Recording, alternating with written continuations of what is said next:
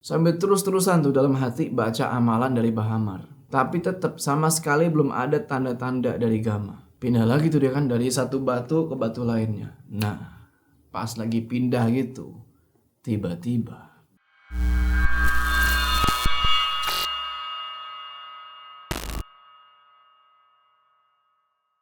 Ya, assalamualaikum teman-teman, balik lagi sama gua.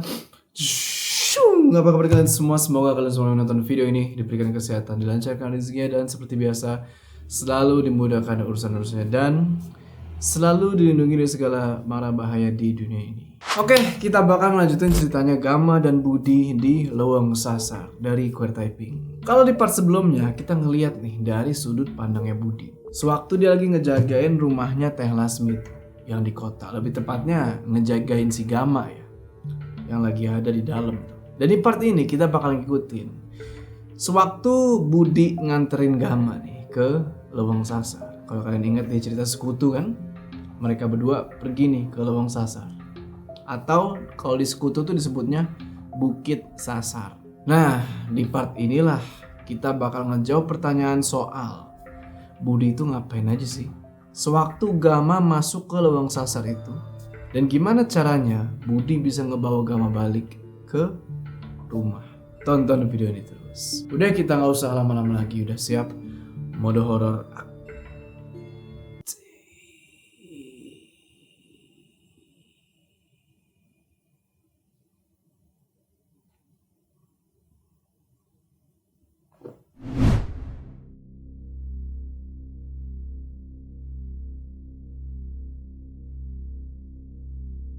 Jadi pas Indra abis datang itu kan, abis megangin perutnya tuh, kesakitan dia, Mang Idim langsung buka tuh tas yang digendong sama Indra. Dan beliau langsung ngambil salah satu baju, terus dia nyuruh Budi buat robek itu baju. Budi langsung gigit tuh bajunya Indra yang dikasih sama Mang Idim, di srat gitu sama dia. Abis itu dia lilitin, sobekan baju itu ke perutnya Indra. Dan pas ngeliat jelas lukanya Indra itu, Budi udah tahu kalau itu bukan sembarang luka. Budi bilang,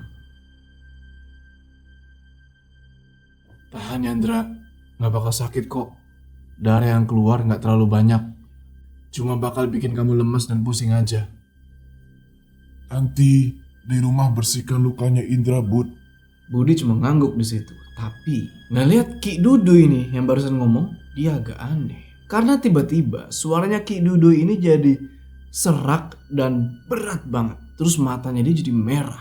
Ki Dudu bilang lagi, "Pergi ke rumah Esi sekarang. Saya duluan." Gama dalam bahaya. Mungkin gara-gara ngebuka pintu dapur itu.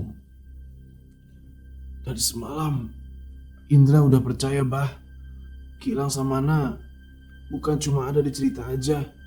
Gak pakai berlama-lama, Budi langsung naikin tuh motor Mang Idim. Dan mereka boncengan bertiga tuh. Si Budi yang bawa motor, Indra di tengah, Mang Idim paling belakang tuh sambil ngegendong tasnya Indra. Pas badannya Indra ini nempel ke badannya Budi, ke punggungnya Budi gitu ya. Budi ngerasa, ini panas banget badannya Indra. Langsung aja tuh mereka tancap gas dengan ngeng. Dan baru itu motor sampai di ujung rumah pagarnya si Lasmi itu, Mang Idim bilang sambil nunjuk ke arah pohon tua itu, "Lihat, pada nengok semua dong ke arah pohon itu." Dan Indra bilang, "Pohon itu bergetar, bah." Semoga ndak telat. "Apa benar yang Ki Dudu bilang, bah? Budi mesti balik ke sana." Ki Diman, kakek kamu Bud, adalah orang yang paling banyak menerima jasa kebaikan Ki Langsamana di kampung Wetan Tilas Jajah.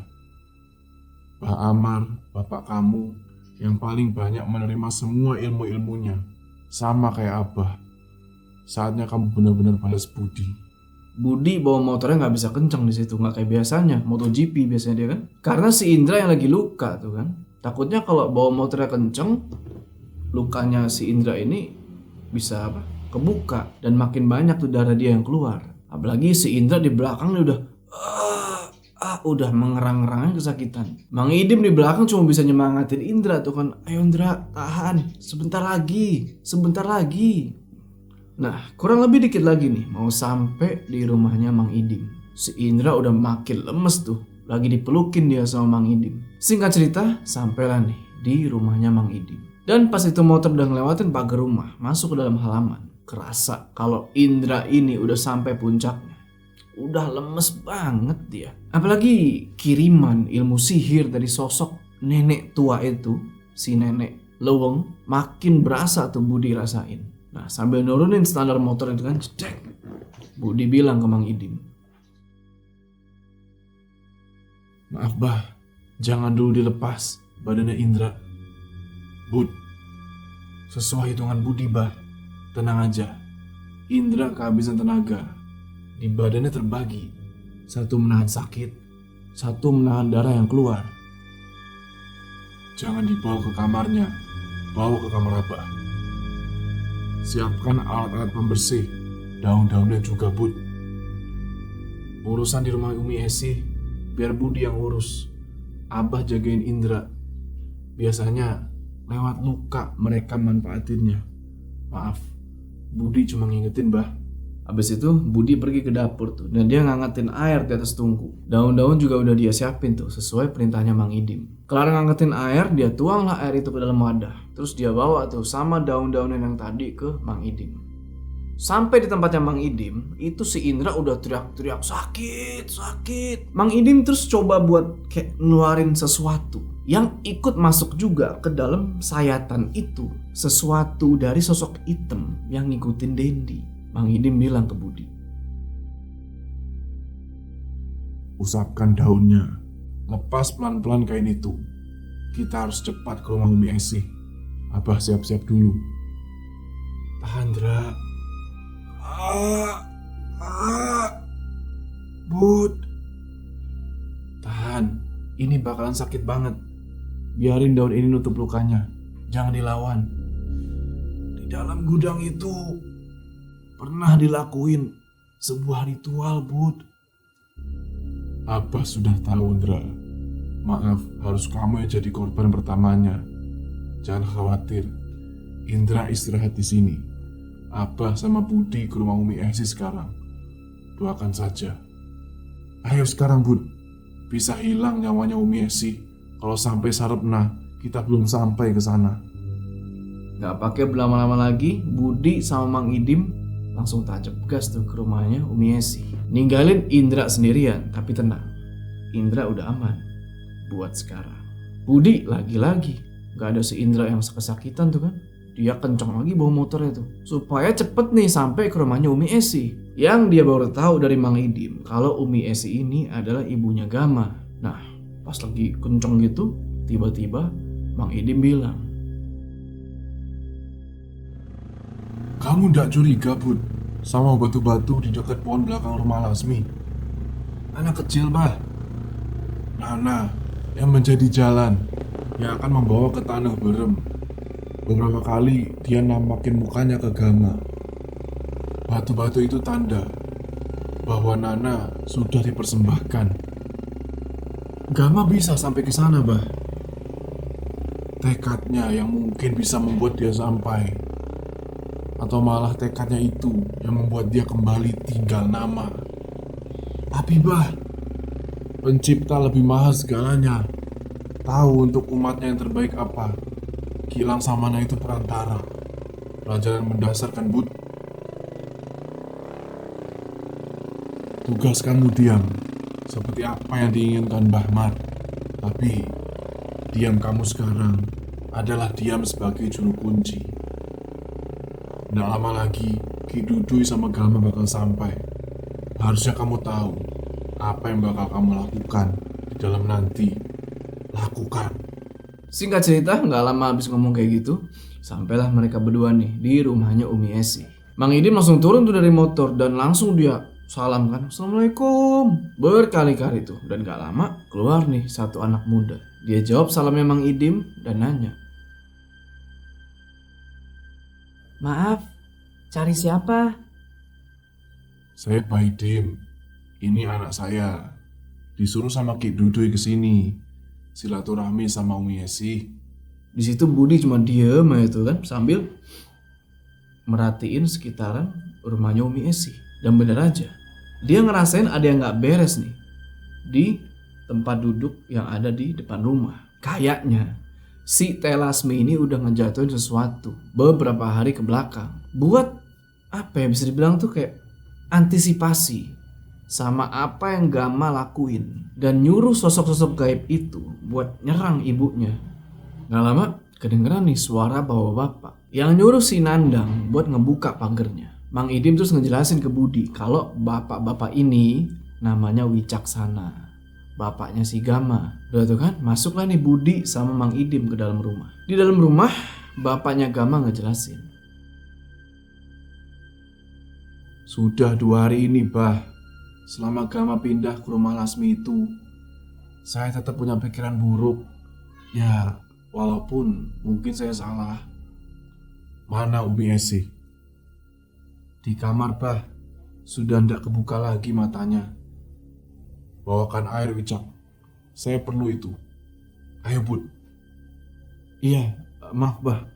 Ngelihat Mang Idim kayak gitu, Budi jadi keinget nih sama bapaknya. Bah Amar pas terakhir kali ngobatin orang, inget kan yang cerita jurik cai itu, yang anak Pak Lurah ya kerasukan jurik cai. Kurang lebih kan kayak gitu sih Bah Amar. Nandang terus ngebuka tuh kamarnya Umi Esi. Dan pas masuk, itu kamarnya benar-benar gelap. Gordennya aja ditutup, gak dibuka. Mang Idim nanya dong, itu kenapa gorden gak dibuka? Nandang bilang kalau dibuka gordennya atau jendelanya, Umi Esi ini pasti langsung muntah darah. Ngedenger itu, Mang Idim langsung nyolek tangannya Budi. Karena dia paham banget kenapa Umi Esi bisa sampai kayak gitu. Karena di situ Budi ngeliat apa yang keluarganya Gama gak lihat. Udah ada sosok perempuan, kulitnya tuh hitam, rambutnya panjang, lagi ngejilat-jilatin mukanya Umi Esi.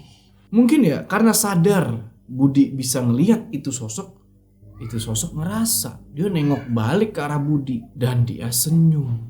Tapi itu gak ngebuat Budi malingin muka. Dia terus liatin tuh makhluk kan. Dan itu makhluk tiba-tiba ketawa kenceng banget.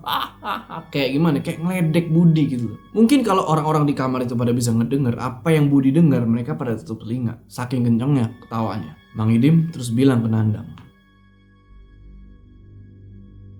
Buka saja gordennya, Nak. Nandang, gak apa-apa, buka saja. Dibukalah sama Nandang kan, srek. Dan bener aja, di situ Umi Esi langsung muntah darah. Ngelihat itu, Budi izin nih ke kamar mandi. Nggak, bukan pengen muntah, tapi ada yang pengen dia lihat di situ. Babahnya Gama cuma ngangguk kayak itu kan dan nunjukin di mana arah kamar mandi. Nandang di situ langsung sigap tuh ngebersihin bekas muntahannya Umi Esi. Jalan ke kamar mandi, Budi perhatiin tuh kan sekitar dalaman rumah tuh. Dan dia perhatiin dapur itu agak gelap. Banyak bagian-bagian kotor dan lumayan lembab. Sosok perempuan hitam yang tadi sekarang udah ada tuh di pojokan dapur yang jadi pembatas sama kamarnya Umi Esi. Budi tuh kan sambil terus baca amalan yang dulu diajarin sama Bahmar, langsung komunikasi sama itu makhluk. Harusnya bangsa kalian tahu dari kemarin malam siapa aku. Harusnya kamu juga sadar. Jangankan kamu, kuncen gerbang leweng saja bisa kami binasakan. Apalagi anaknya. Di situ Budi jadi keinget nih sama kata-katanya Mang Idim. Mereka akan membawa kisah masa lalu kepergian Bahmar dan Niwarsih. Mereka anggap kepergian itu karena mereka dan seluruh penghuni Leweng Sasar kendalikan hati kamu. Mereka itu penuh tipu daya. Gak pakai berlama-lama lagi, Budi langsung menggerakin tangannya kayak ngarahin angin ke si makhluk itu. Dan seketika pas diginiin, itu sosok teriak, "Wah, Amar!" Nyebut nama bapaknya Budi. Dan pintu depan itu tiba-tiba lagi-lagi pintu depan yang jadi korban. Nutup kenceng banget. Disusul sama suara Umi Esi yang lagi-lagi muntah tuh. Abis begini si Budi langsung ngos-ngosan di situ kan. Dadanya langsung dak. Keringet udah ngucur tuh sekujur badan. Gak lama Mang Idim datang nyamperin nih. Dan dia bilang,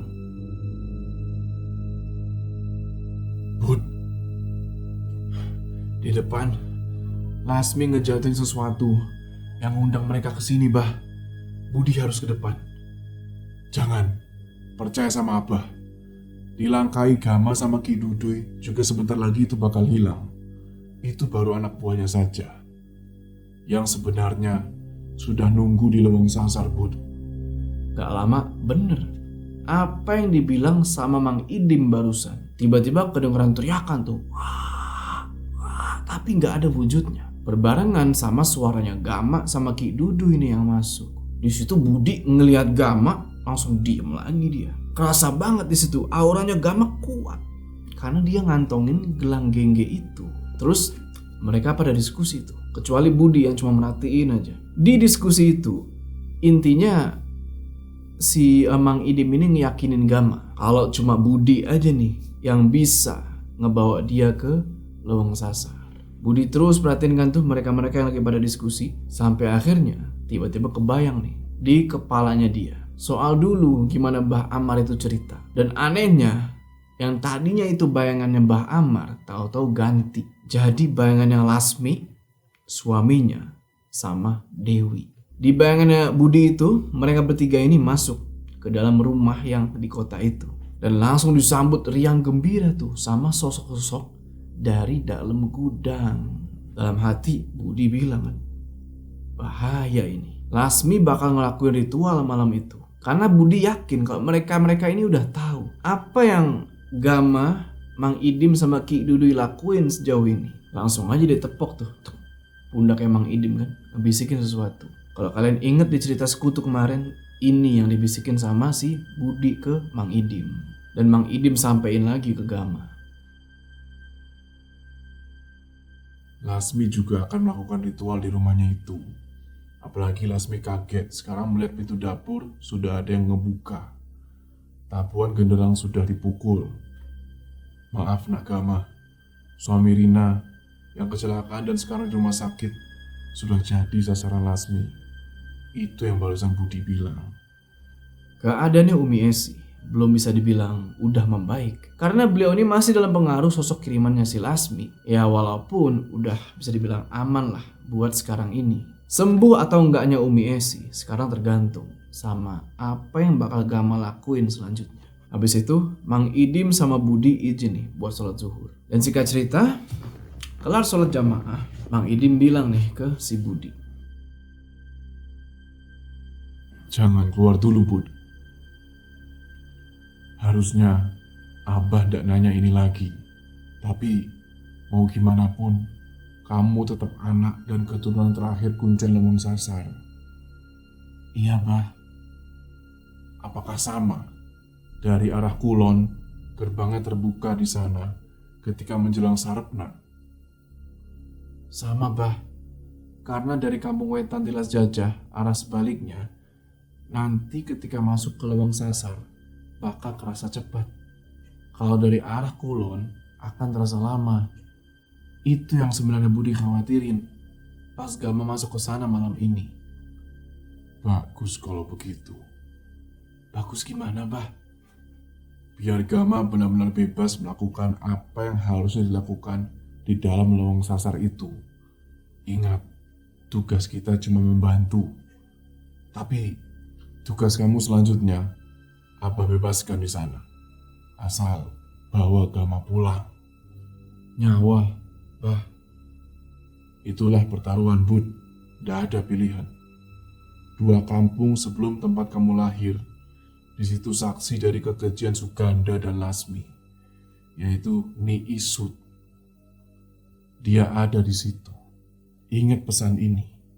Jujur aja ya, waktu itu Budi ini belum ngerti kenapa kok Mang Idim nyebut nama si Paraji atau dukun beranak itu lagi. Tapi tetap dia inget-inget tuh omongannya Mang Idim. Habis itu Mang Idim ngambil sesuatu nih dari dalam kantongnya, yang ternyata adalah plastik hitam. Yang waktu itu pernah beliau ambil pas si Budi lagi ngelayat kuburan orang tuanya tuh. Kan Mang Idim pergi ke rumahnya si Budi yang udah hancur tuh. Nah, plastik hitam yang itu. Nah, sebelum keluar kamar, Mang Idim bilang, Pas kamu di kamar sama Indra, Abah masuk ke kamar kamu sebelum pergi. Ngambil ini. Cuma kamu yang tahu. Itu harus diapakan. Habis itu Budi keluar kamar. Dan di situ dia ngeliat si Gama lagi pamitan tuh sama Umi Esi di kamarnya. Terus Mang Idim, Ki Duduy sama Gama ngomong serius tuh. Budi lagi-lagi cuma diem aja merhatiin. Selesai diskusi itu, Gama jalan ke arah Budi. Dan dari belakangnya Gama, jadi kan Gama jalan nih kan. Nah dari belakangnya si Gama itu, Ki Duduy ngomong tapi nggak ngeluarin suara, cuma gerakin mulut doang. Kurang lebih kayak gini. Jaga Gama, bawa dia pulang dengan selamat. Singkat cerita, Budi sama Gama udah tancap gas dengan pakai motor ke tempat yang dimaksud tuh. Di mana lagi? Kalau bukan Leuweung Sasar. Di perjalanan beberapa kali Gama nanya nih ke Budi soal Leuweung atau Bukit Sasar itu. Tapi lagi-lagi Budi cuma diem aja tuh. Dia cuma ngangguk-ngangguk kayak. Bukan karena apa-apa. Karena ya kata-katanya Mang Idim tadi dan gelang gengge yang dikantongin sama Gama itu ngebuat Budi gak punya pilihan lain kecuali diem. Nah di tengah-tengah perjalanan itu tiba-tiba Budi ngerasa nih kok kayak ada yang ngikutin dari belakang. Pas dia lihat spion, bener aja. Udah ada mobil tuh di belakang dia. Sekarang langsung din. Samar-samar Budi ngeliat di kaca spion kan. Kayak ada satu orang perempuan di dalam mobil itu ya, di samping yang nyetir. Perempuan yang dia kenal. Kayaknya si Rina. Gak lama Gama tepok tuh pundak ke si Budi kan. Nyuruh dia buat minggir. Dan minggirlah si Budi. Turun dari motor, terus nyamperin itu mobil dan bener aja. Itu adalah Rina. Gama terus ngedeketin Rina tuh kan. Budi ngeliatin aja tuh dari jauh. Dan ternyata Rina itu naik mobil sama satu bapak-bapak yang ternyata itu adalah bapaknya Rina. Rina di situ ngejelasin kalau si Wawan suaminya dia ini masuk rumah sakit dan sekarang lagi kritis. Bahkan abis dijenguk sama Teh Lasmi sama si Dewi, si Wawan ini malah jadi makin parah. Budi sebenarnya nggak mau merusak obrolan mereka nih, tapi karena udah semakin sore, Budi panggil itu si Gama kan, ngajak dia buat lanjut. Tapi Gama nggak langsung datang tuh pas Budi panggil kan, sampai akhirnya Budi ini ngeberanin diri buat nyamperin dan buat pertama kalinya dia tepok tuh pundaknya si Gama sambil bilang, "Ayo cepet, waktunya nggak banyak." Ya udah kan, abis itu Gama pamitan nih sama Rina dan bapaknya dan mereka ngelanjutin perjalanan lagi. Di perjalanan, Gama lagi-lagi nanya nih soal Bukit Sasar itu. Dan lagi-lagi Budi ngejawab cuma pakai anggukan kepala doang gini-gini. Dan itu ngebuat Gama bingung dong. Ditanya di mana Bukit Sasar, dijawabnya ngangguk. Bingung gak lo? Terus jalan sampai akhirnya motor itu udah mulai masuk nih ke jalanan yang bisa dibilang gak bagus. Patokan Budi waktu itu cuma sungai gede yang ngehubungin sampai ke kampung Wetan Tilas Jajah. Dan singkat cerita, terus jalan itu kan, mereka berdua sampai lah nih di jembatan sungai itu. Dan abis ngelewatin jembatan itu, tiba-tiba Budi ini belok, banting stang, masuk ke dalam rimbunan hutan yang rumputnya itu tinggi-tinggi. Sampai hampir jatuh tuh mereka berdua. Abis itu Budi parkir dan nyimpen motornya di antara lebatnya pohon-pohon sama rumput-rumput itu. Yang kalau orang lihat pasti gak bakal ngeh kalau di situ ada motor. Gama terus turun tuh dari motor dan nanya ke Budi, Bud, bener ini tempatnya? Bener Gam, ayo cepet, sebentar lagi. Kalau sampai telat, gagal sudah malam ini. Kita masuk ke Bukit Sasar. Nggak pakai lama-lama lagi, mereka berdua langsung masuk ke dalam hutan itu. Masuk ke dalam, mereka langsung disambut nih sama suara-suara ular dari atas, desisan ular. Dari awal Budi nginjekin kaki di batas lowong itu, dia udah baca-baca aja tuh dalam hati. Sebentar lagi, udah mau masuk waktu maghrib. Dan gak lama lagi Budi sama Gama udah mau nyampe di pintu masuk buat ke Leuweung Sasar atau gerbangnya. Budi ngeliat Gama masih kebingungan banget di situ. Kelihatan banget kalau dia ini baru pertama kalinya masuk ke dalam hutan. Di situ Gama ngeluarin HP, coba ngecek ada kabar dari Dewi apa enggak. Budi udah bisa nebak di situ kalau nggak bakal ada kabar sama sekali dari Dewi, karena Dewi itu udah kena pengaruhnya Lasmi di rumah itu. Yang dimana Lasmi sama dedengkotnya nih lagi nunggu Budi buat ngebukain gerbang itu buat Gama. Habis itu nggak tahu apa yang bakal terjadi. 4 jam jalan ke arah Kulon. Itu kampung saya lahir, Gam. Kampung Wetan, Tilas Jajah. Orang-orang dulu zaman kakek saya dan bapak pas masih hidup nunggu di kampung saya buat masuk ke Bukit Sasar sebelum maghrib. Kenapa dari Kulon, Bud? Sementara nama kampung itu ada wetannya. Menyamarkan. Karena Bukit Sasar saking bahayanya, Gam. Gak semua orang paham datang ke kampung Wetan Tilas Jajah. Habis ngomong gitu, Budi berdiri dan terus ngeliat tuh ke sekitaran. Dan habis itu dia jalan ke arah sebuah sungai. Tapi bukan sungai yang tadi, yang ada jembatannya, bukan, beda lagi. Ke sungai yang lain dan Gama ikutin tuh dari belakang. Singkat cerita, sampailah nih di sungai yang dimaksud. Yang sebelumnya Gama nggak bisa lihat. Tapi karena Budi udah ngebuka penglihatannya Gama, dia jadi bisa lihat sungai itu sekarang. Di situ Budi langsung ngelipet celananya tuh. Dan turun ke sungai itu buat minum sekalian ambil wudhu. Buat pertama kalinya juga Budi ngejelasin tuh ke Gama kalau nama aslinya dia itu adalah Jalu Kertajasa. Habis itu Gama turun ke bawah sungai buat minum sama wudhu juga, sama kayak Budi tadi. Dan pas Gama turun sambil ngeliat ke sekitaran gini kan si Budi, dia bilang, Sini kalian datang. Aku mau tahu seberapa kuat kalian di hadapan seorang keturunan Ki Langsamana. Budi ngomong gitu agak pelan ya, supaya Gama gak denger. Nah, bener aja. Tiba-tiba makhluk-makhluk yang udah lama banget Budi gak lihat muncul tuh satu persatu dari balik rimbunan pohon. Mereka ngetawain Budi di situ dan ditantang kayak gitu. Mereka malah semakin hadir dan berani nunjukin diri. Budi udah nyangka tuh. Mereka itu berani karena udah dapat kekuatan dari ritualnya Suganda sama Lasmi yang mereka lakuin di rumah mereka masing-masing. Tunggu di sana lagi, Gam.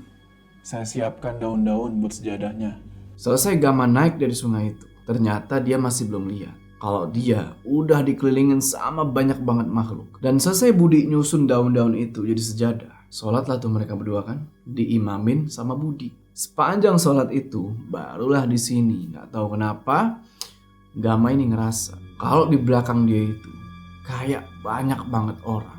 Nafasnya tuh berat-berat dan Gama denger itu jelas.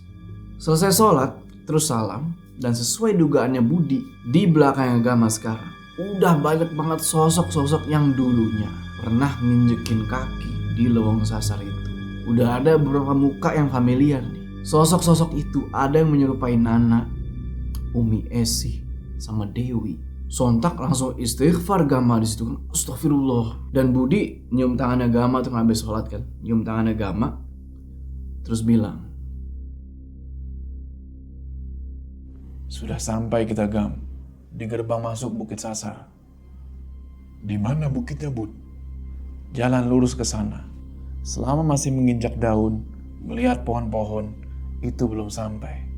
Tapi rasanya buat Gama gak akan selama itu. Mereka di belakang cuma pengen disempurnakan. Semua tertahan di sini.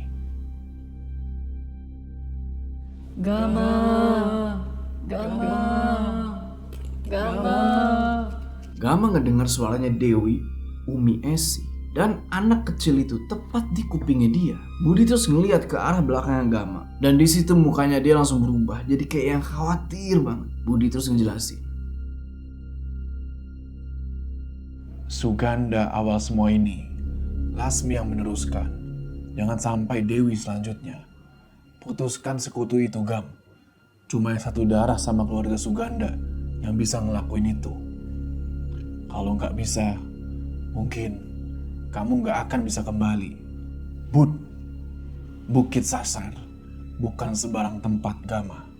Tapi ingat, Ki Langsamana. Tidak ada negosiasi. Ingat saja orang-orang yang kamu cintai. Mereka nunggu kamu pulang. Cepat pergi. Buat pertama kalinya tuh, nada suaranya Budi lebih tinggi daripada Gama. Tapi itu sengaja supaya Gama ini buruan gitu loh. jalan lurus ke arah yang Budi tunjuk tadi, karena udah nggak ada waktu lagi. Dan jalan itu Gamak semakin masuk ke dalam, ke arah jalan lurus itu, ngelewatin daun-daun rerimbunan yang makin lama makin lebat dan pohon-pohon yang semakin gede.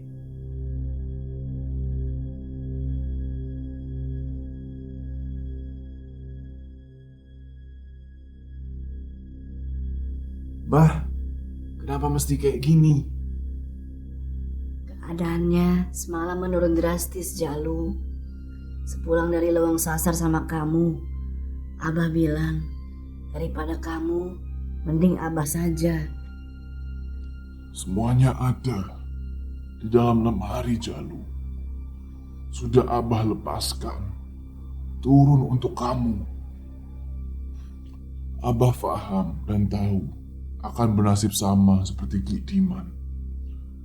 Maka dari itu, jadikan Kang Idim guru kamu selanjutnya. Kang Idim sudah paham. Pergi dari sini.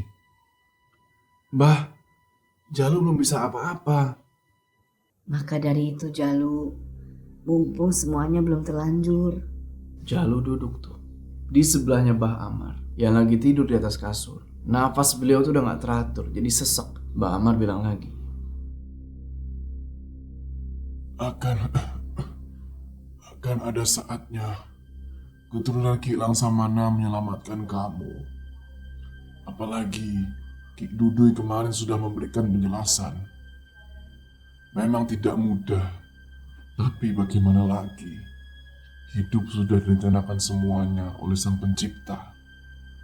Jangan pernah percaya Abah kalah atau menyerah sama sosok-sosok di Leweng Sasar itu. Apa Abah begini?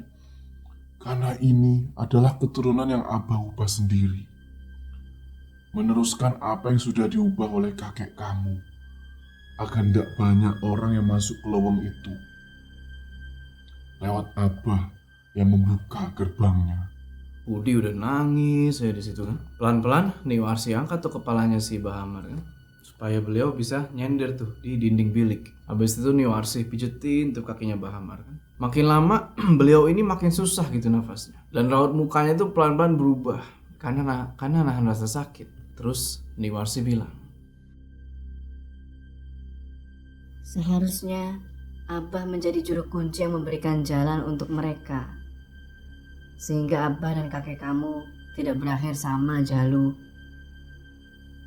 Pilihan agar kamu pergi itu juga karena Ki Langsamana yang ngasih tahu semuanya bahwa keturunan bisa saja menerima dosa-dosa yang kita perbuat. Ki Langsamana bilang akan ada keturunan nanti yang menghancurkan Leweng Sasar. Kalau benar, mungkin kamulah Jalu yang akan menutupnya. Amar, janjimu sudah ditepati. Saya istrimu Warsi. Sudah mendengar apa yang kamu katakan setelah Jalu lahir di hadapanku waktu itu. Bu, Ikhlaskan sudah. penyebabnya apa? Mana bisa Jalu terima gitu aja? Jalu udah dewasa buat tahu semuanya. Ilmunya sudah turun. Lanjutkan ajaran baiknya di lemari itu. Sekarang tinggal berserah kepada Sang Pencipta. Tebalkan kuping kamu. Lapangkan dada kamu. Ingat itu. Di situ Bah Amar ngangguk gitu kan. Terus beliau merem tuh. Dan beliau merem buat selamanya. Pagi itu Bah Amar meninggal dunia. Jadi gini loh. Sebenarnya, nih gue jelasin sedikit ya tentang percakapan di atas. Mungkin kalian pada bingung. Jadi sebenarnya Bah Amar sama kakeknya Jalu tuh atau Budi, si Ki Diman itu adalah semuanya kuncen Leweng Sasar. Nah, sebagai kuncen Leweng Sasar, mereka ini diwajibkan buat ngebukain itu pintu Leweng Sasar atau gerbang Leweng Sasar ke siapapun yang mau masuk ke sana. Itu diwajibkan. Nah, kenapa Ki Diman dulu meninggal secara mengenaskan gitu ya? Karena Ki Diman ini bisa dibilang ogah-ogahan gitu. Dia mau nggak mau ngebukain jalan itu ke orang lain. Nah, konsekuensinya adalah meninggal dengan cara yang kurang baik gitu. Terus setelah Kidiman meninggal diterusin lagi tuh sama Bah Amar. Bah Amar juga gitu. Bah Amar juga ogah-ogahan buat ngebukain pintu itu. Sampai akhirnya Bah Amar ini mau supaya keturunan dia yang selanjutnya, yaitu si Jalu ini, Budi, gak lagi kayak gitu. Gak ngebukain pintu-pintu itu buat orang. Makanya si Jalu ini namanya dirubah jadi Budi dan disuruh pergi dari kampung itu dan diangkat anak sama Mang Idim supaya orang-orang tuh nggak tahu siapa sih Kuncen Lawang Sasar selanjutnya setelah Bah Amar mati. Gitu ceritanya, bosku. Oke, kita lanjut. Nah, singkat cerita, setelah Bah Amar ini dimakamin, siangnya Mang Idim sama Newarsih ngobrol serius nih, dan ada Ki Dudu juga di situ. Kotak kayu dari lemari yang tadi Newarsih bilang udah dipegang tuh sama Mang Idim. Beberapa kali Ki Dudu yang ngusap-ngusap tuh kan, kayak sabar ya gitu, ngusap-ngusap pundaknya Jalu tuh buat nenangin dia gitu kan. Sampai akhirnya Newarsih bilang, Ikutlah sama Mang Idim. Nanti saja, Bu. Jalu belum siap. Datang saja selagi sudah ada dorongan dalam hati kamu, Jalu. Tapi maaf, kotak warisan ini harus Akang bawa dulu. Karena tidak mungkin kamu tiba-tiba bisa mengendalikan semuanya. Dim, sudah tugas kamu menjenguk Jalu di sini. Bawa saja kotak itu. Terlalu berisiko buat Jalu. Ingat pesan saya. Jangan kembali ke Lawang Sasar atau ke batas kampung ini.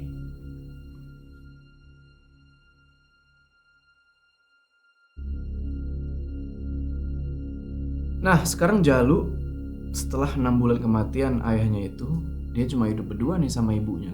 Nerusin pekerjaan abahnya yang dulu tuh sebagai pengrajin rotan. Buat mencukupi kebutuhan sehari-hari lah. Dan semenjak kematian abahnya itu, udah beberapa kali gangguan dari sosok-sosok perbatasan Lawang Sasar itu datang ke rumah. Nah, sore itu Mang Idim bilang,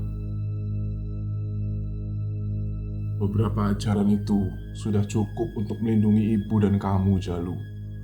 Walaupun masih butuh banyak waktu buat nurunin semuanya ke kamu. baik Kang, terima kasih. Tapi beberapa minggu ini ibu kelihatan melamun. Apalagi semua warga di sini mengembangkan isu kalau aku penerus abah dan bakalan berakhir sama kayak abah dan kakek. Wajar, Jalu. Semua ibu selalu memaksakan terlihat kuat di depan anaknya. Bahmar nitipin satu. Kalau suatu saat nanti Ki Dudui benar-benar berurusan sama sosok di sana, kamu yang akan membuka dan menutup selamanya gerbang Lawang Sasar itu. Ngedenger itu, Jalu langsung merinding. Badannya panas. Dan ngedenger kata-katanya Mang Idim barusan, kupingnya itu berasa sakit banget. Dan di saat yang bersamaan, Jalu ngeliat tuh, dari kejauhan burung-burung hitam dari arah Lawang Sasar itu udah pada berterbangan. Yang anehnya, Mang Idim gak lihat sama sekali soal burung itu.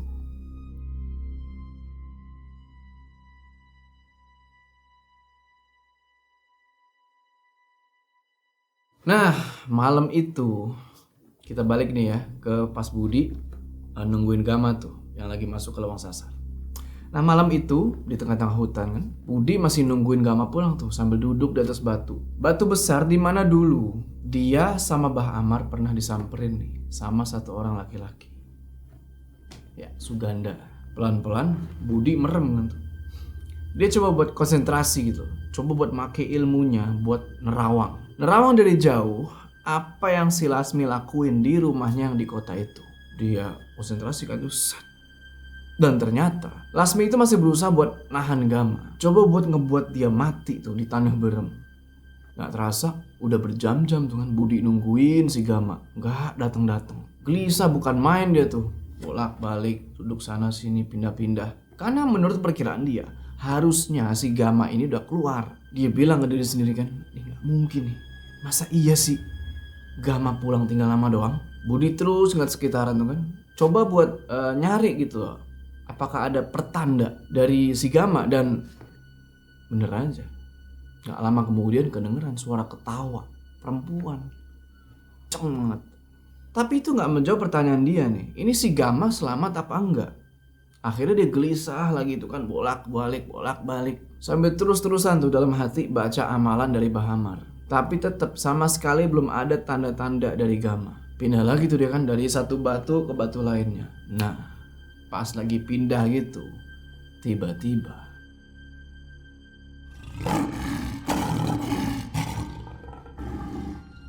suara raungan binatang kenceng banget. Dan tanah di perbatasan Leweng Sasar itu langsung geter. Budi kaget banget di situ karena dia tahu kalau itu dari Gama. Tapi dia nggak bisa nyusul Gama gitu aja karena itu pantangan.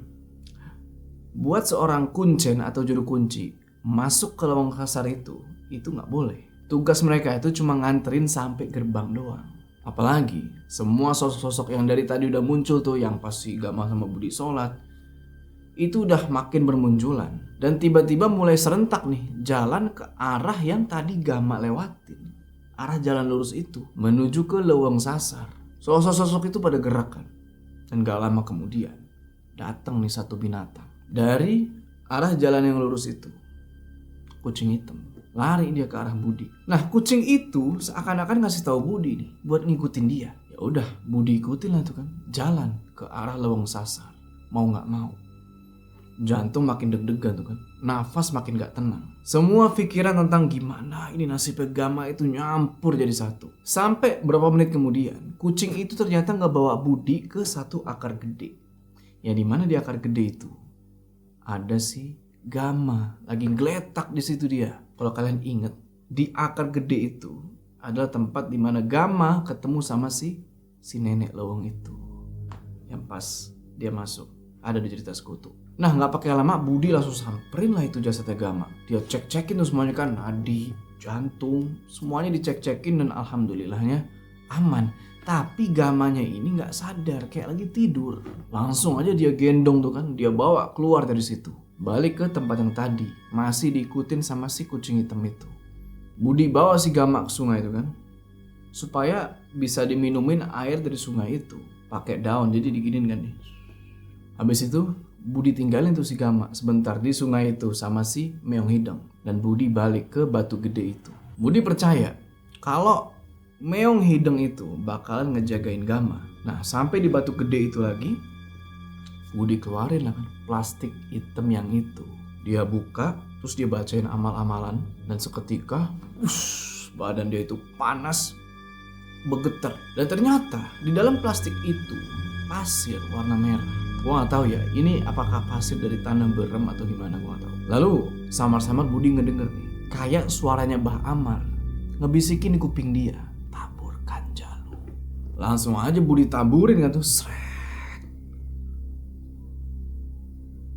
Abis ditaburin gitu, nggak terjadi apa-apa, nggak ada suara atau apa. Budi terus balik nih ke tempatnya Gama di pinggir sungai itu buat ngecek kan, nih orang udah sadar apa belum. Ternyata masih tepar dia. Budi coba buat bangunin lagi tuh kan, Gam, ayo sadar. Budi coba buat tekan-tekan tuh dadanya kayak gini kan, duk gitu kan, ayo Gam sadar. Tapi tetap Gama ini nggak sadar sama sekali. Terus dia siramin tuh si Gama pakai air sungai kan, biar dia basuh palanya pakai air tuh, tetap kagak sadar ini orang. Ya udah, Budi gendong tuh si Gama kan, dia bawa keluar dari situ. Singkat cerita, Budi gendong tuh si Gama sampai ke tempat dimana si Budi ngumpetin motor di semak-semak waktu itu. Dan dia senderin tuh si Gama di batang pohon. Nah, dari situ Budi terus jalan berapa meter nih ke jalan umum sambil berharap ada kendaraan yang lewat nih. Karena udah mau subuh, harapan dia ada mobil sayur yang lewat atau apalah. Lumayan lama tuh dia nunggu sampai akhirnya ada satu mobil pickup nih. Pas banget. Budi berhentiin lah tuh mobil. Sopirnya nanya, "Kenapa, Kang?" Tolong Kang, mau naikin motor sama orang ini, tetangga saya. Sudah 2 hari gak ketemu. Tahu-tahu ada di samping sungai sana Kang. "Tenggelam, Kang. Masih hidup gak tuh?" Alhamdulillah Kang, tapi kondisinya benar-benar lemes ini. "Masuk aja di depan, Kang." Sudah, Akang pegangin dulu tetangga saya ini. Biar saya sendiri yang naikin motor ke mobil Akang. Dan bener, Budi sendiri yang naikin itu motornya. Sopirnya aja sampai bingung. Sendirian Budi ceking gitu kan, ngangkat motor sih. Nah, pas kelar naikin motor itu ke pick up, si sopir ini bilang, Hah? Udahan Kang? Udah, ayo Kang, tolong dipercepat. Baik Kang. Padahal jarang ada yang selamat dulu-dulu dari cerita kakek saya kalau nemuin orang di pinggir sungai itu. Itu orang yang tersesat, Kang. Habis itu mobil pickup langsung jalan. Dan gak berapa lama jalan, tiba-tiba kedengeran nih teriakan kenceng banget dari arah dalam lubang sasar. Jelas banget tuh Budi denger. Kayak suara teriakan orang kesakitan. Pertama teriakan itu sekali doang. Terus banyak tuh teriakan serentak. Dan kayaknya cuma Budi yang bisa ngedenger itu. Soalnya sopir ini gak ngerespon apa-apa. Di perjalanan sopir ini nanya, ya kayak biasa lah kan, penasaran gitu. Ini dari mana, Gama ini siapa, segala macem. Ya Budi jawab aja gitu kan, kalau si Gama ini kenapa bisa tersesat sampai di situ? Karena dia orangnya punya kekurangan gitu. Dan segala macem lah tuh dia bikin alasan-alasan kan tuh. Ya udah singkat cerita sampailah nih mobilnya di rumahnya Umi Esi. Dan langsung aja tuh si sopir langsung kan tun keluar nih Mang Idim, Ki Duduy sama Mbah Wicak, bapaknya Gama. Mang Idim langsung ngebawa Gama tuh masuk ke dalam rumah. Dan si sopir itu dikasih upah nih sama Ki Duduy.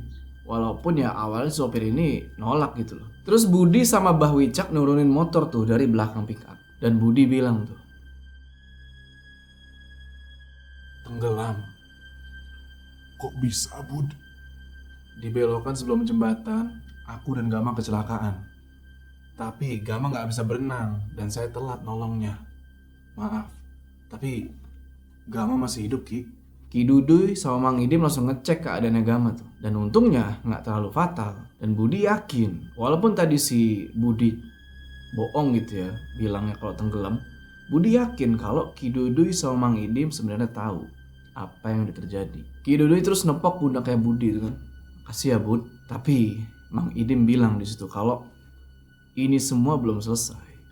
Abis Gama udah diamankan gitu ya di dalam rumahnya Umi Esi, Budi, Ki Duduy sama Mang Idim nongkrong tuh depan rumah kan sambil ngobrol-ngobrol. Budi bilang, Sudah Budi tutup, Bah, lubang sasar. Mungkin juga sudah Gama putuskan persekutuan itu. Iya, mereka sekarang di rumah Lasmi dan Suganda. Hari ini kamu pulang, temui Indra. Gama akan butuh waktu buat sadar. Selanjutnya, urusan Gama buat melenyapkan kutukan itu. apa segitu gampangnya Bah nutup lubang sasar? Harusnya enggak. Kecuali nanti Gama bisa melenyapkan sosok yang bersama Lasmi dan Suganda. Tugas dan urusan kita selesai di situ. Satu lagi, kita ndak punya banyak waktu. Temuin nih Isut. Buat apa Bah? Untuk bicara langsung sama Gama. Setelah Gama sadar, dia akan kembali ke rumah Suganda. Terus Dewi pasti akan minta balik juga ke rumahnya Lasmi. Karena masih dalam pengaruh Lasmi. Disitulah nih Isut saksi buat Gama dan harus kamu lindungi. Baik. Abah mau telepon Indra di rumah. Sana pulang. Ada air di dalam lemari bawah. Kasih ke Indra. Sisanya kamu minum. Budi pulang tuh ke rumah, dianterin sama Nandang. Dan pas sampai di rumahnya Mang Idim itu, ternyata pintu depannya itu nggak dikunci. Yang artinya Indra ini udah baikan gitu ya. Budi langsung masuk dan dia panggilin tuh si Indra. Indra, si Indra jawab, aku di kamar Abah Bud. Langsung aja Budi masuk tuh ke kamar Mang Idim. Dan di situ dia ngeliat Indra lagi ngebalorin dedaunan obat tuh ke lukanya. Yang mungkin daun-daunan obat itu dia bikin sendiri. Di situ Indra bilang, semalam gangguan di rumah bener-bener ramai Bud. Untung aja Mbah Idim telepon. Semalam aku dibimbing Bud sama Mbah Idim lewat telepon. Berhasil Bud.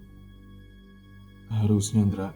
Habis itu Budi ambil air tuh dari dalam lemarinya Mang Idim kayak yang tadi Mang Idim kasih tahu. Ternyata ada botol air gitu, nggak tahu air apa ya. Ya udah, dikasihlah air itu, disuruh si Indra minum. Habis itu si Budi habisin airnya. Kelar minum, karena saking capeknya Budi rebahan tuh di atas kasur. 2 hari kemudian Indra makin membaik nih kondisinya. Walaupun ya lukanya itu masih belum terlalu kering. Pagi itu, Budi lagi ngelakuin aktivitas kayak biasa tuh sebagai pengrajin rotan. Dan belum 1 jam dia kerja. Tiba-tiba, dari depan dia ngedenger suaranya Indra. Kayak lagi teleponan gitu sama Mang Idim. Kelar teleponan itu, Indra nyamperin Budi nih. Dan dia ngasih alamat. Terus dia bilang ke Budi buat pergi ke alamat ini sekarang juga. Habis itu baru pergi ke rumahnya Umi Esi. Kata Mang Idim juga di telepon itu, keadaannya Gama udah membaik, tapi dia belum sadar. Langsung aja Budi terima sobekan kertas itu, yang ternyata itu adalah alamatnya Ni Isut. Nggak pakai lama-lama lagi, Budi langsung siap-siap tuh buat berangkat ke sana. Singkat cerita, Budi udah ada di dalam angkot nih. Lagi menuju ke alamat yang dikasih sama Indra. Nah, kurang lebih 1 jam perjalanan. Budi sampailah tuh di alamat itu kan. Turun di sebuah kampung. Dan langsung aja tuh dia tanya ke warga-warga sekitar. Tanya nih kan ke satu warga. Kang, maaf, tahu alamat rumah ini? Setahu saya, Ni Isut sudah tidak jadi Paranji lagi, Kang. Ada yang melahirkan ya? Iya Kang, istri saya dikasih sama orang tuanya suruh ke alamat ini. Oh, pantesan. Itu rumah gubuk di ujung, Kang. Ada pohon besar. Di situ rumahnya. Cuma aneh aja. Soalnya udah lama banget Ni Isut gak berurusan sama orang lahiran. Makasih ya Kang. Nah, Budi terus pergi tuh ke rumah panggung yang dimaksud sama warga tadi. Ya bisa dibilang rumah sederhana lah yang udah lumayan tua. Dan di situ Budi ngeliat ada satu nenek-nenek nih yang lagi nyapu sama ngebakar daun-daunan di samping pohon. Langsung aja Budi kasih salam. Nenek itu bener Ni Isut. Beliau jawab salamnya Budi dan ternyata beliau ini udah nungguin Budi dari tadi. Beliau sendiri tuh sapunya ke pohon, terus dia jalan ke belakang rumah lewat samping. Budi ikutin tuh kan. Sebenarnya Budi ngerasa kalau Ni Isut ini bukan sembarang Paranji gitu. Bukan dukun beranak biasa. Nah sampai di belakang rumah, Ni Isut duduk nih di teras kayu sambil nuangin minum buat Budi. Terus beliau bilang, Gak usah cerita kamu dari mana. Bekas luka di pipi kamu seharusnya tidak salah. Kematian Niwarsi memang penembusan setimpal supaya anaknya hidup tenang dan selamat. kok Nini tahu? Dudui memang laki-laki sejati. Tahu kapan harus bertindak jauh sebelum kamu turun tangan dan nutup gerbang Leweng Sasar. Dudui sudah datang duluan, menjanjikan sebuah jaminan, meminta tolong untuk cucunya, Gama. Ki Dudu yang cerita. Aku yang diluruskan. Lagi kematian Kuncen Leweng Sasar, tidak ada yang nyangka keturunan itu dilepas gitu saja ketika orang-orang mau di posisi itu. Walaupun mati itu takdir, tapi Bahmar dan Niwarsi berhasil dengan cara terbaik menolak perjanjian itu. Jadi pernah nih suatu hari setelah Bahmar meninggal, Niwarsi ini teriak-teriak tuh di dapur. Ini rumahnya ini ya, Bahmar. Teriak-teriak tuh di dapur sambil megang pisau, diarahin ke Budi kayak kerasukan gitu. Dan itu emang konsekuensi kalau Kuncen Leweng Sasar itu nggak ngelakuin tugas mereka. Sosok-sosok Leweng Sasar itu bakal nyerang. Nah, Niwarsi yang kerasukan sosok dari Leweng Sasar itu terus ngelempar pisau itu ke pipinya Budi. Untungnya sih nggak nancep, cuma kebeset doang. Dan disitulah luka di pipinya Budi itu berasal. Jadi tanda. Budi di situ bilang kalau dia disuruh sama Mang Idim buat nyampein pesan. Kalau Ni Isut ini harus mau ngomong sama Gama sebagai saksi. Kalau dulu Suganda sama Lasmi pernah ngelakuin ritual persekutuan itu.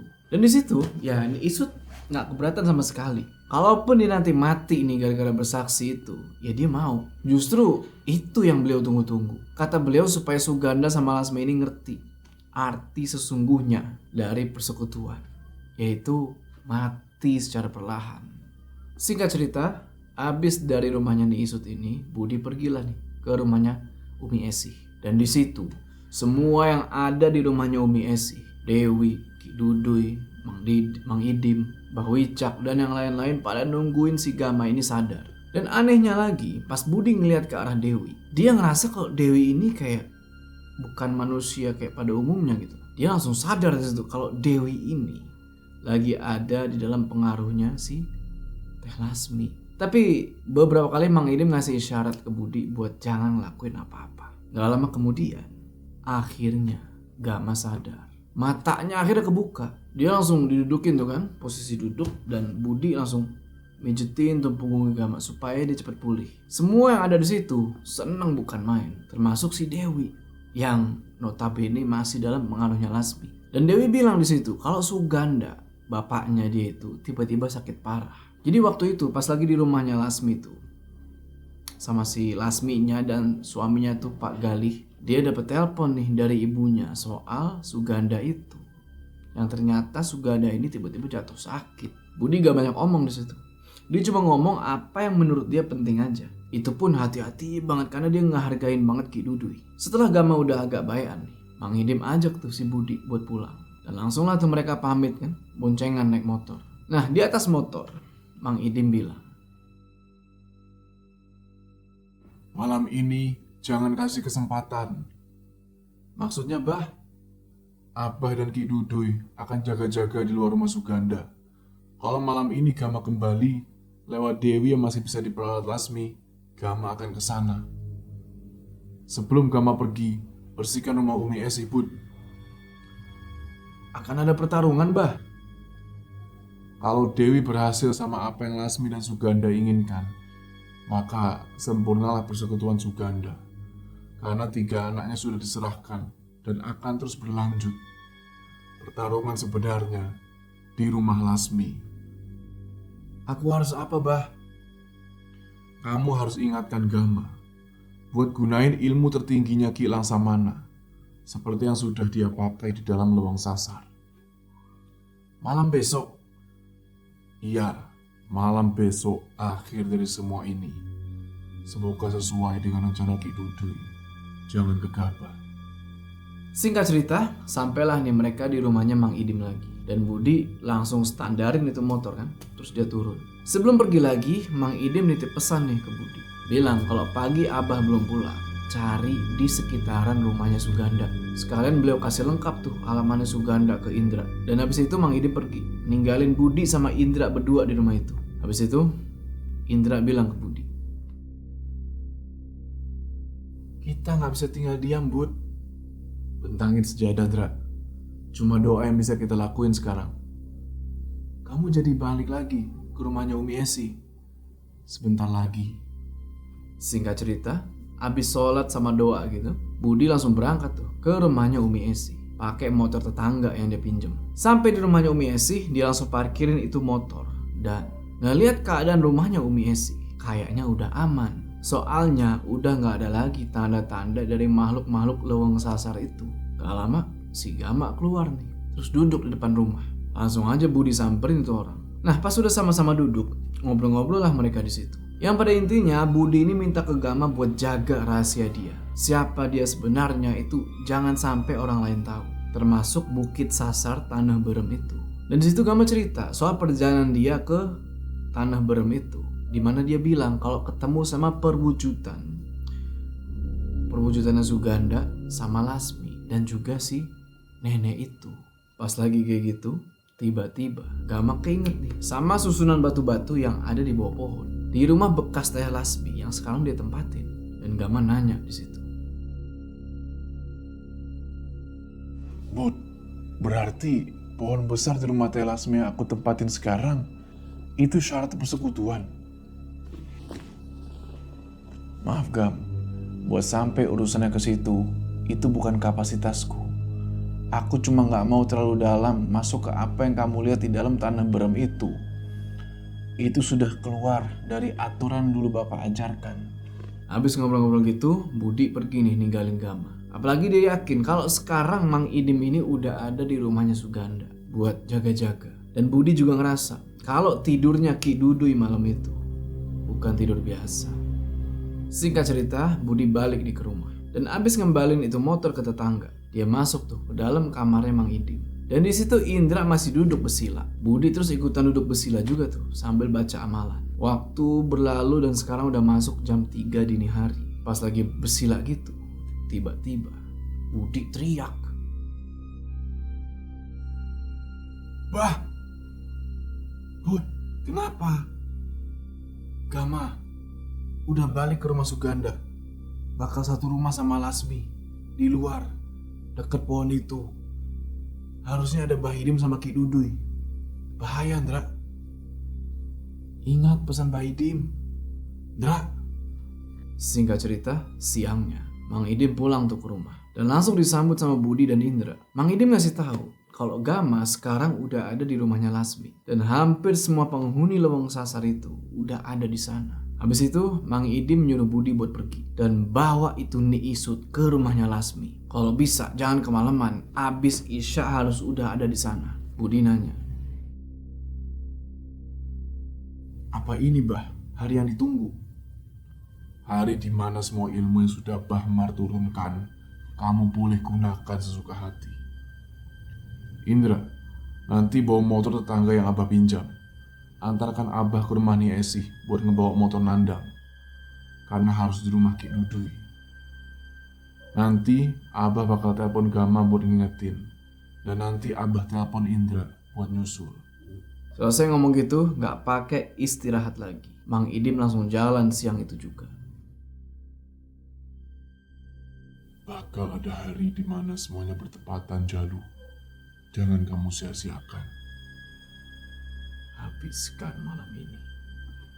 Setelah nunggu lama, akhirnya Indra balik juga tuh kan, habis nganterin Mang Idim. Dan dia ngasih kabar kalau Mang Idim udah sampai nih di rumahnya Ki Duduy. Masuk sore nih kan. Budi pamit tuh ke Indra sambil masukin kain terakhir. Kain wasiat dari Bahmar buat musnahin sosok yang selama ini dia pengen lenyapin. Indra bilang, sekarang Bud, makasih Indra, sudah jadi adik yang selalu ngerti. Nanti cerita tentang gimana sosok-sosok itu kesakitan. Sama seperti yang udah mereka lakuin ke Niwarsi, Bud. Nggak denger Indra ngomong gitu, Budi kayak dapet kekuatan lebih. Tinggal dia, keluarin doang nih. Berangkatlah nih Budi ke rumahnya Ni Isut. Dan singkat cerita, setibanya di rumah Ni Isut, ternyata Ni Isut ini udah nungguin depan rumah sambil ngebawa bakul dan mulut itu ngunyah kayak daun sirih gitu. Nggak pakai berlama-lama lagi, Budi langsung angkut tuh nenek-nenek kan ke atas motor dan tancap gas satu mereka ke rumahnya Lasmi. Ini nggak bisa berlama-lama, mesti buru-buru, tapi tetap nggak ngebut. Soalnya yang dibawa nenek-nenek nih kan, mana orang penting lagi. Sekitar 1 jam perjalanan lebih tuh. Azan Isya udah mulai kedengeran nih. Ingat kan pesan Mang Idim tadi? Kalau bisa habis Isya tuh udah sampai. Tapi ini mereka belum sampai juga. Makin khawatir lah tuh si Budi. Tapi di situ Ni Isut sambil megangin pinggangnya si Budi bilang, ayo Bud, lebih cepat lagi. Ya udah, dia yang minta kan, Budi kebut lah tuh. Dan singkat cerita, akhirnya sampai juga nih.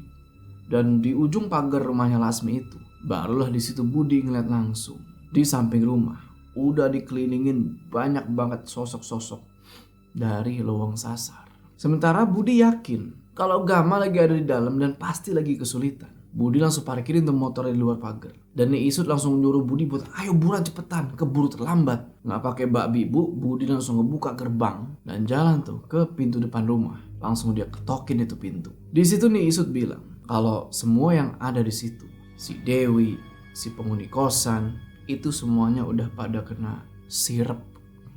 Cuma Gama yang enggak. Pas pintu dibuka, Gama langsung kaget tuh. Dan lebih kaget lagi pas ngeliat Ni Isut. Abis Budi kenalin Gama tuh ke Ni Isut, mereka ngobrol serius tuh. Budi biarin aja kan sampai akhirnya dari dalam rumah itu Budi ngedenger berisik banget, banyak suara ketawa. Budi bilang,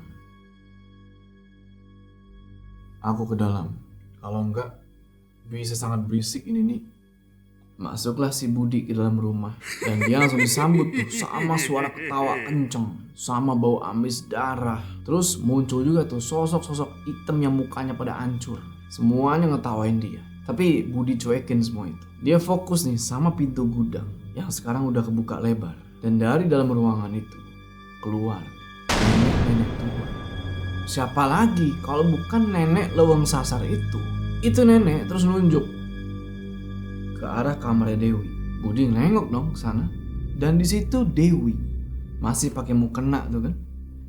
Lagi dijilatin sama dua bocah perempuan yang muka mereka itu udah berdarah-darah. Bahkan mukenanya Dewi itu juga udah penuh darah. Budi langsung mulai baca-baca amalan di situ kan. Ilmu yang bertahun-tahun dia pendam nih, sekarang mau dia keluarin. Si nenek Leweng itu bilang, Bapak sama ibumu saja mati di tanganku. Apalagi kamu. Budi cuekin kata-kata si nenek itu. Pelan-pelan dia gerakin di telapak tangannya. Badannya kayak luwes gitu aja gitu, kayak ada yang ngegerakin. Angin tuh berasa ngumpul di telapak tangannya. Dan terus begitu kan sampai di suatu titik, dek. Sekarang dia hempasin itu angin di telapak tangannya ke arah si nenek itu. Dan itu nenek-nenek langsung mental ke arah pintu dapur. Semua sosok-sosok yang dari tadi ngetawain tuh langsung pada diem. Dan si Dewi yang tadi lagi gak sadarin diri di kamar tiba-tiba kebangun dan jalan sendiri. Masih pakai mukena dan sekarang diikutin sama si Meong Hideng. Budi langsung, wah bahaya ini. Budi hempasin lagi telapak tangannya ke nenek itu. Dan nenek itu makin mental sampai keluar rumah. Budi lemes banget di situ. Dan sekarang semua sosok hitam yang ada di situ udah ngelilingin Dewi nih yang lagi jalan. Budi terus maksain diri nih buat balik ke depan rumah sambil lemes-lemesan tuh. Gak buat Gama sama Ni Isut kaget. Budi bilang, Satu pesan kakek kamu, hentakan. Bud, di dalam Dewi sama kucing hitam sudah dikelilingi sosok dari dalam gudang. Cepet Gam, sebelum diseret ke pohon tua, aku gak bisa nahan mereka lagi. ayo pergi nih. Gama terus masuk tuh ke dalam rumah. Dan tiba-tiba angin di luar tuh jadi kenceng banget. Dari jauh Ki Dudui, Mang Idim sama Indra nyamperin si Budi sama Ni Isut tuh sambil terburu-buru. Ki Dudui bilang, Nih, terima kasih. Sama-sama. Apakah janji itu akan lepas, Doi? Harusnya. Tapi dua nyawa itu akan pergi ke Leweng Sasar. Bah, selamatin Gama. Jangan, biarkan. Aku masih penasaran, Bah. Sabar, biar Gama selesaikan dulu. Mang Idim terus nyuruh Indra tuh buat nganterin si Ni Isut pulang. Dan gak lama setelah itu, tiba-tiba suara raungan itu kedengeran lagi. Ngebuat Budi sama Mang Idim tuh sampai tutup kuping. Kecuali Ki Dudui. Dia gak tutup kuping. Dia malah jalan tuh lewat samping rumah ke belakang rumah. Diikutin sama Budi dan Mang Idim. Gak lama kemudian, tanah geter tuh. Dan Ki Dudui bilang,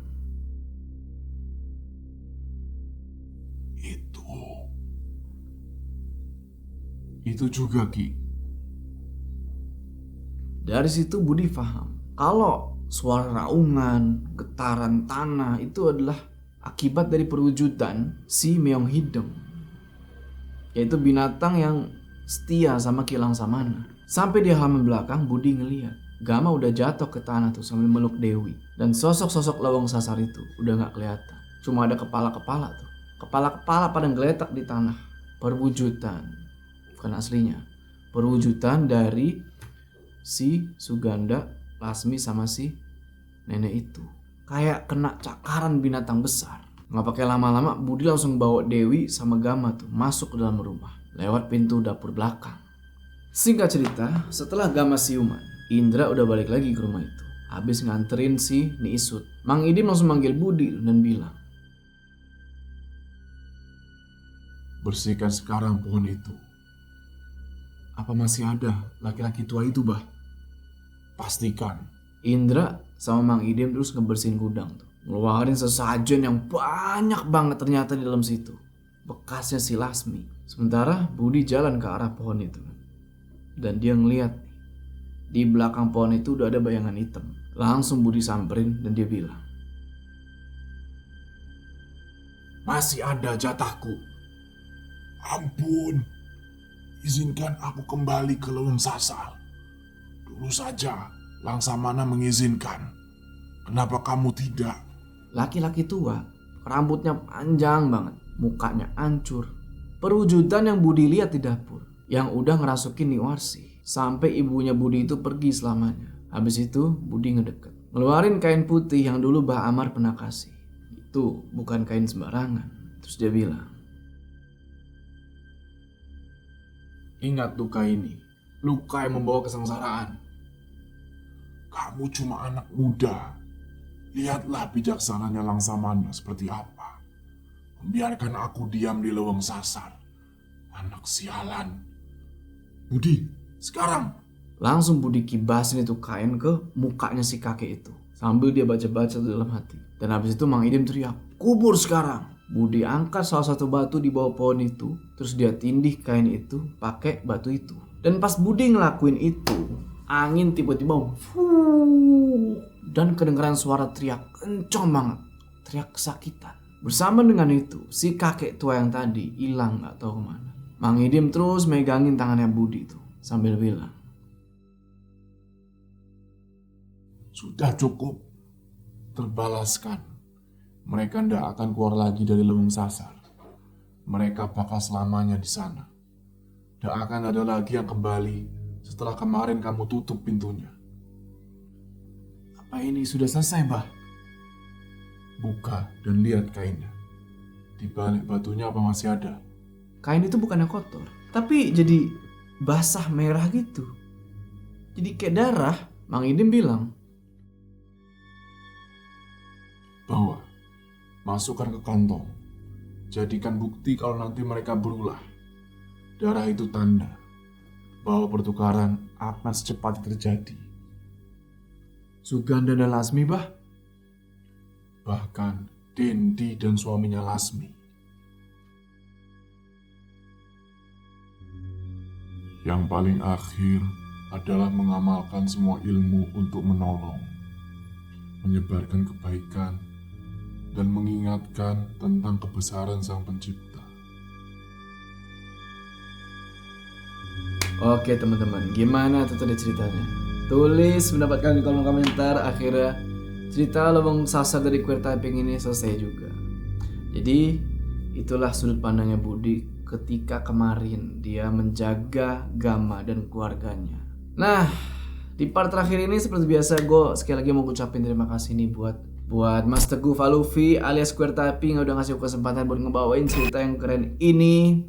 Bagi kalian yang pengen gue ngebawain cerita-cerita lainnya dari Queer Typing, tulis di kolom komentar ya. Tentunya jangan lupa mie goreng. Gue butuh persediaan mie goreng buat menceritakan ini. Oke. Abis ini kita mau bawain apa? Akad Jiwo, Bangkar Sukma. Pokoknya komen dulu lah ya.